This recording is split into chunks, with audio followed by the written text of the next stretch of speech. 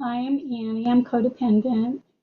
I came into CoDA through Workaholics Anonymous. I started out there because a friend of mine told me, you got to go to this or else. He's a little codependent there. and But when I went there, I recognized my tendency to want to please others. And so I thought, well, maybe my workaholism is being fueled by my codependency. And so my first date was July 17, that's 2019. And even though we're not supposed to um, make any major changes with our relationships, our significant relationships, 1 month later, I left my husband. He was becoming verbally and emotionally abusive and really angry. And and I just couldn't take it anymore. So the problem was that I was financially dependent on him, and so I couldn't just leave. We were actually in the same house, not talking to each other for 3 months.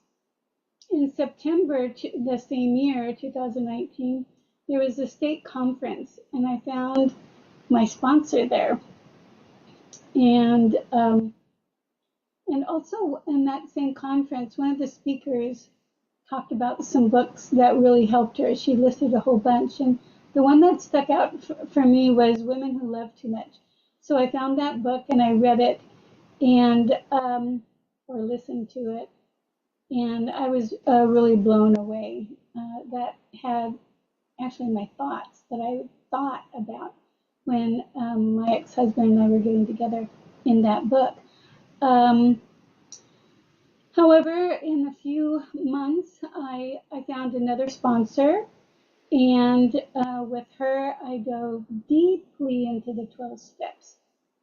I also found a recovery buddy that year, and she has been a major help and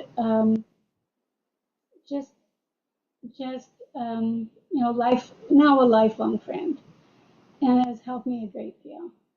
Um, I highly recommend having at least one recovery buddy so that you can talk deeply. The sponsor is there to help us through the steps, but it's not there to listen to every single thing. They're not a therapist, so they're not there to listen to every single thing here. And I will say that I'm really happy tonight because my sponsor has joined us.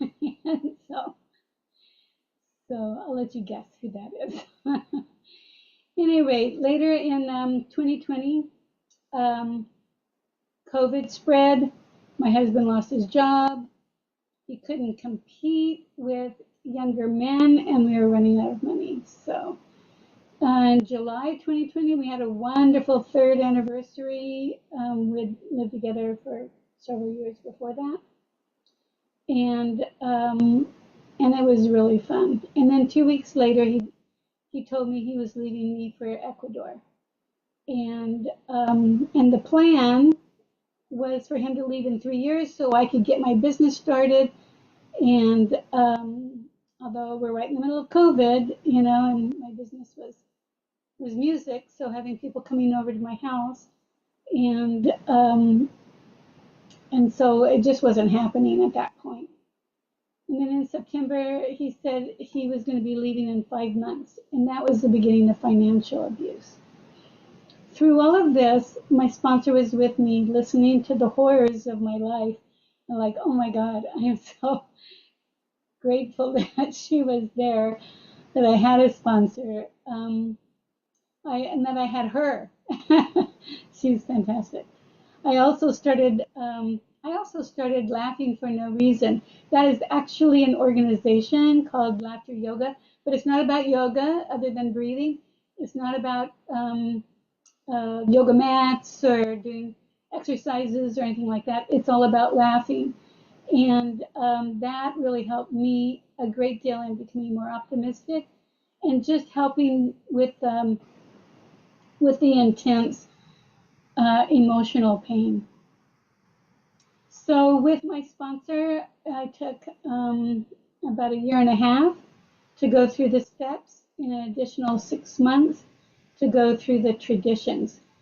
The traditions, my sponsor and I, we worked them together, and we used two resources. One was the green workbook, which is great. And then the other one is called the 12-piece relationship toolkit that you can get on corepublications.org, core, C-O-R-E, publications.org. We did both of them. That was really more for the traditions are more for organizational structure, and then the 12-piece relationship toolkit is more for relationships. It's the same principles, they apply to the relationships also. So after I finished the 12 steps, I was encouraged to start sponsoring, but my life was really unstable at that time, and I was also really, really traumatized. So after a while, I put my name on the registry, and I went through 4 sponsees pretty quickly. And I think after that, they decided to ask if you've been to 6 meetings, and there's a good reason for that. But after a long while after that, maybe about another year later or so, I found my first real sponsee at the last retreat, which is a really good reason to go to a retreat, which is coming up in September. And through my higher power, I accidentally added another sponsee, and that was really a higher power thing because I wasn't looking for another one, and it's just circumstances, and it just worked out really, really well. They both work really hard on their stuff, and it's just a pleasure. It's just really wonderful to be working with these women. In CoDA, I'm really grateful for my sponsor. She saw me through a very long time of emotional turmoil, and she was the only one who was really healthy. She listened to me, and I just really appreciated that. Everyone else gave me advice. Did you try this? Did you try this? Why don't you try this? And kind of with the idea of, you better try it. But my sponsor didn't. He's really healthy. And so I really appreciated her. My higher power was with me through all of this. However, my life has become unstable again since before the surgery that I had earlier this spring. I need to find another living situation, and so I'm putting it in my higher power's hands. I'm taking the steps I need to, and at the same time, I'm really and depending entirely on my higher power's grace. And it's not the end of the story. So hey, we just never know what's going to be the next chapter. The things that have helped me in CoDA are gratitude lists, affirmations, and I really got into affirmations. The one thing that I'll say about affirmations is that I would write them out, put them into a Word doc, and then I would record my voice reading the affirmation, and then I would say the affirmation again in my head silently, and then I would go to the next one. And this way, when I listened to the recording, I would hear the affirmation, I'd repeat it in my head, and then it would go to the next one. And that helped me a great deal. And I haven't done affirmations for a while. I'm thinking it's time to get back into it again because I really miss them. I read a bunch of books.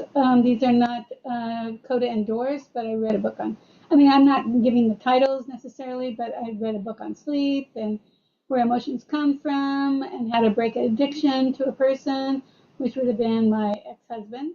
And then trauma therapy, I did that, called bibliotherapy. That was through betrayal bonds. And then recently, I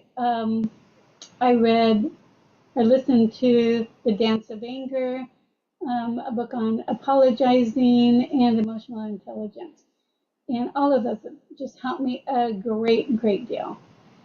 So my number one go-to when I'm having a problem is my higher power. So much grace has flowed to me through my higher power, and miracles have happened. And one thing that I have found over the years is that if you need miracles, I'm not saying this right, miracles come to those who really need them. And I know that in times of my life where I felt okay, I had a break from the trauma. I was born under an unlucky star. But during those times, as everything was going well, I wasn't thinking too much of my higher power, and I didn't get miracles. But oh my God, when I cried to my higher power and said, I need you, give me help, miracles happen. I also work very hard in CoDA, doing the steps and the traditions. I worked like my life depended on it. And from this, what I gained is I am much more emotionally stronger than I was before. And I gained these through grace. I'm resilient. I'm more relaxed. I don't worry about what other people think of me so much. I'm optimistic. I have a whole lot more knowledge about myself. I'm self-reliant now. I don't need a man. That's huge. And the added bonus is I'm less of a workaholic. So thank you for listening to me. I'm Annie. I'm codependent.